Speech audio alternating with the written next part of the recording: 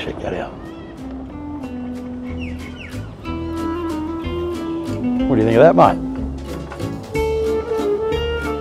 Ma che bella, bellissima, ma che eleganza, incredibile, incredibile, magari, magari.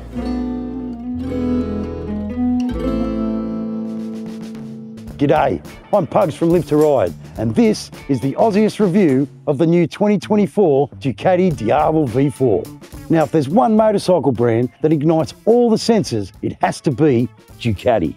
Not only do Ducati motorcycles always turn heads with their stylish designs and thrilling exhaust notes, but they also deliver an unparalleled riding experience. And here at Live to Ride, we're beyond excited to dive into the world of Ducati. And what better way to start than with the Ducati Diavel V4, a modern cruiser that carries a legacy of innovation and unmatched style.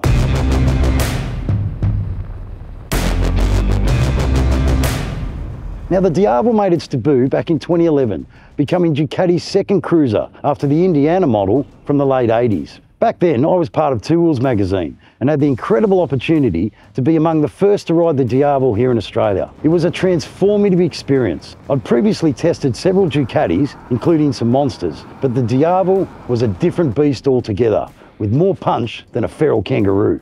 It really was a revolutionary motorcycle for Ducati when it was first released, and has remained one of their popular models here in Australia ever since. Originally, the Diavel came out with a retuned version of the powerful 1198cc Testostretta engine from the Ducati 1198 Superbike. Styling for the Diavel was developed in-house, although the project began under the leadership of Ducati's previous design chief, Pierre Terblanche, who commissioned Glyn Kerr, a freelance designer and design columnist for Motorcycle Consumer News, and also a monthly columnist for Two Wheels at the time, to produce the initial concept sketches. And since then, the Diavel has seen several updates and special editions over the years, including the AMG edition, the Diavel Chromo, the Titanium edition, and the collaboration with Diesel. And in 2016, Ducati introduced the X-Diavel, featuring forward controls and a belt final drive. Again, I remember attending the Australian launch in Sydney, although the X-Diavel didn't hit the mark Ducati were hoping for. Then in 2019, we were introduced to the Diavel 1260, which featured the Testostretta DVT 1262 engine. Notable collaborations included the limited edition Diavel 1260 Lamborghini in 2021 and the Diavel for Bentley in 2023, showcasing Ducati's commitment to pushing the boundaries of design and performance. From its inception to the present day, the Ducati Diavel continues to evolve, and now we're throwing a leg over the Diavel V4.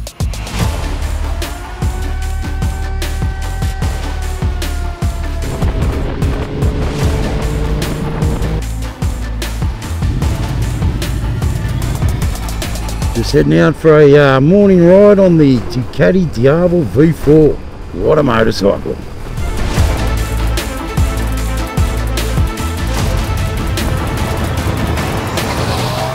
Now, in the case of the Diavel V4, Julien Clement, who previously designed the Scrambler, the Supersport and the Panigale V4, was responsible for the design. Now, Clement has since moved to become the lead designer at the revitalised Norton Motorcycles, but his legacy has definitely been left behind. And just standing here looking at the Diavel V4, it's no surprise to hear that it was recently awarded Best of the Best in the Product Design category of the Red Dot Awards, which is an award among the most illustrious at the international level and celebrates excellence in the world of design. This comes on the back of the prestigious Good Design Award, the oldest global recognition in the design sector. A special mention at the German Design Awards this year, along with the most beautiful motorcycle of show at EICMA back in 2022. It really does look trick and appears like it's doing 100 miles an hour just sitting on the side stand. It's almost as if the bike itself is a living, breathing entity, eager to be unleashed. And how good does that 4-outlet muffler look?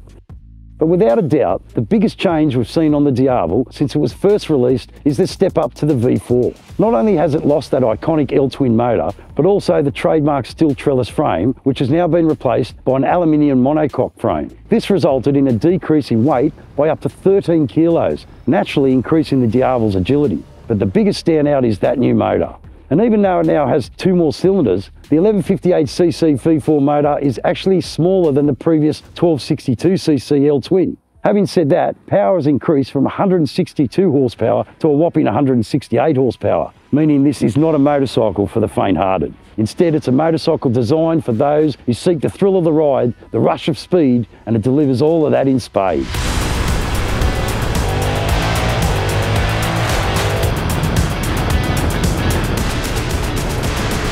I did notice that it doesn't have that deep growl of the old 1260cc Testostretta V-twin, but the 1158cc Granturismo V4 sprung valve motor, which has been taken from the Multistrada V4, is much more flexible, and with a reduction in overall weight, there's definitely a noticeable increase in performance. Now, the Diavel V4 isn't just about raw power and striking design, it's also packed with some serious tech. One of the most innovative features of the new motor is the cylinder deactivation system. Now, this ingenious technology works by cutting the fuel and spark, effectively shutting down the rear cylinders to reduce heat and save fuel at idle or in gears 2nd to 6th when the engine drops below 4,000 RPM.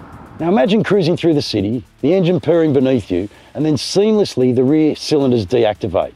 The system operates so smoothly that you can barely feel that transition. The only clue is a subtle change in the exhaust note, a sophisticated whisper that something extraordinary is happening beneath you.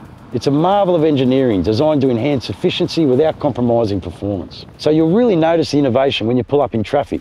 Previously, the heat radiating up between your legs could be quite intense, but now, thanks to that cylinder deactivation system, it is significantly reduced. There's still a bit of warmth, but it's nothing like the heat you would have felt previously. And the Diavel V4 has been tamed, offering you a cooler, more comfortable ride without sacrificing the thrill and the power that defines it. Now, if you're planning to test ride the Diavel V4, comment below and tell us what you think.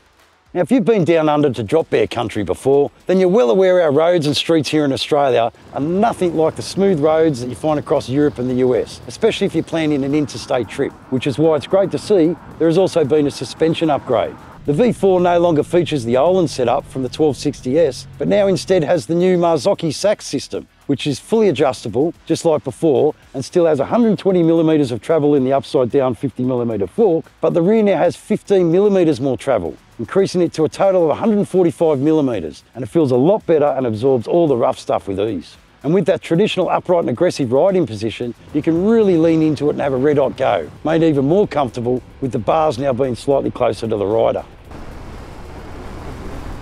So yeah, as I said, the road's quite rough. Look at that, it's bouncing around, but really you can't, there's no shutters up through your back. There's no, really big bottom outs. The wheelbase and trail have also been reduced, while the steering rake angle is steeper as well, all further contributing to the slick handling. And those Brembo STYLEMA brakes with dual hydraulic disc front brakes and the hydraulic disc rear brakes will have you stopping on 10-cent piece. And most would agree that when it comes to brakes on a Ducati, they're always top class. As expected, there's a usual array of Ducati electronics, including 4 ride modes, which is Sport, Touring, Urban and Wet, which alters the power modes between high, medium and low. The Sport and Touring modes feature full power, but with a slightly different delivery, while the power cuts to 115 horsepower in both urban and wet modes. So as you can see here, you can change your ride modes on the go. So at the moment there, she's in Sport, so just flick it down to Touring, press the on button and close the throttle. Now we're in Touring mode. Now of course Touring mode's got the same amount of power as Sport mode, and what it does is it delivers the power in a bit smoother way. The engine braking's not as fierce as it is on Sport. So yeah, just a couple of things that you want to change here and there. You go into urban or rain or wet, urban or wet, and that drops it down to about 115 horsepower. It also has top level traction control, wheelie control, launch control, ABS and cornering ABS. But bear in mind that unlike on the Touring setting, cornering ABS is disabled in Sport. Now, further increasing the performance is the quick shifter, which is bi-directional, obviously meaning that it works in both directions with upshifts and downshifts. This is something else I wanted to show you. Now that we're stopped, you can go into riding mode and choose your Sport, but you can actually change the different parameters. So power, you can go in, you can have that on high, medium, or even low. Then we go back here, you can change your traction control. We've got that on 2. Now obviously the lower the setting, the less intrusive traction control is. And also you can change your level of ABS. Go back here, you can change your level of wheelie control. So at the moment we've got it in 2 because I don't mind a little bit of lift. But you can get it up in 4 just to make sure that it's not going to lift. Or you can put it in 1, or you can turn it off and ride like a madman. And then of course here, you can also change your quick shifter. So you can either have it just set for upshifts, you can have it set for downshifts, or of course you can have it switched off altogether. I've just got it in up and downshift because I love the quick shifter. Yeah, makes me feel like I'm Casey Stoner, even though I'm far away from it. So there you go, so you can get in there and make it different changes. Yeah, so it is a really pretty good system.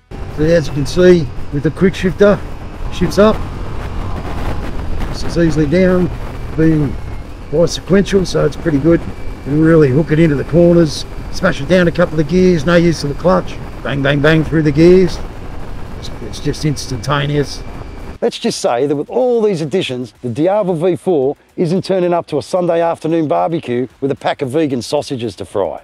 The TFT display has also been increased to 5 inches and is much better than the previous screen and extremely easy to navigate through the various settings, while the seat height at 790mm makes the Diavel accessible to a variety of riders of different heights. And we've been testing the Diavel V4 for just over a week now with some very impressive results. As soon as you give it some stick, you can feel just how agile it is, with much of this coming from a reduction in weight, as mentioned before. Not only is the motor smaller and 5 kilos lighter, the new chassis comes in about 8 kilos lighter, while the wheels also save another kilo. And although it's still far from a lightweight, tipping the scales at about 236 kilos fully fueled, you don't feel any of that weight when you're up and cruising. And when the tight stuff rolls in, that's when the V4 Diavel really shines, especially with the quick shifter doing its stuff. The power delivery in sport is off tap, and in that setting it pulls like a freight train out of the corners. The throttle response is quite instant though, so it can get a little snatchy if you're heavy-handed. But as mentioned, if you've got it in 2-off setting, the throttle and power delivery is much smoother. And when you're heading for a ride out 2-up, as you can see, the footpegs simply fold down and then back up again neatly, almost out of sight, keeping the smooth lines of the bike flowing when you're riding solo. I will say it's not the most comfortable long distance cruiser, with quite a fair bit of buffeting when you pick up the pace, especially out on the open highway. But with that said, there are some items in the accessory range to sort all of that out, like screens, semi-rigid side panniers, heated hand grips, a rear passenger backrest and even a comfort seat. It doesn't end there either, with quite a huge range of performance and aesthetic accessories available too, made even easier with various packages you can buy, like the sports package, the touring package or the style package, all grouping certain parts together. The only other criticism I probably have is that I didn't think that with the price it comes in at, the Diavel V4 might have been fitted with semi-active or high-spec Öhlins suspension. But as previously mentioned, both the shock and fork are fully adjustable and feel more than adequate out on the road. Now, one question I was trying to work out, where does the Diavel V4 fit into the market? Well, after spending a few days riding it, I'd have to say it seems to be a class of its own. It's not really a naked cruiser, it's not a sports bike or a roadster. Instead, the Diavel V4 is probably best described as a fire-breathing muscle bike. It will set you back north of 40k, which agreeably is a big investment, but trust me when I say you're getting a serious amount of bang for your buck. Now, in the time we've had it so far, we've immensely enjoyed our time testing the Diavel V4. It really is a serious motorcycle, and if you feel like stepping over to the wild side and upgrading to a beast on 2 wheels, this could be just the ticket. Slick design, top-class electronics with some serious power to burn. The Diavel V4 is ready right now for you to test at your nearest Ducati dealership. As you bring the Diavel V4 to a stop and the engine's growl fades into silence, knowing that the time of testing this machine has come to an end, you're enveloped by the haunting reality of having to give it back. Standing next to the Diavel V4, you can take in its stunning design, its meticulous craftsmanship. You've felt its raw power, experienced its responsive handling, and marvelled at its features. Each gaze of goodbye resonating with the bittersweet reality of parting. You take one last look at the Diavel, its sleek lines and aggressive stance, a reminder of the thrill and joy it has brought you. The Diavel V4 is not just a machine, it's a piece of art. It's a ride that stirs the soul, a reminder of the magic that happens when man and machine come together in perfect harmony. But now comes the hardest part of testing a Ducati, having to walk away from it.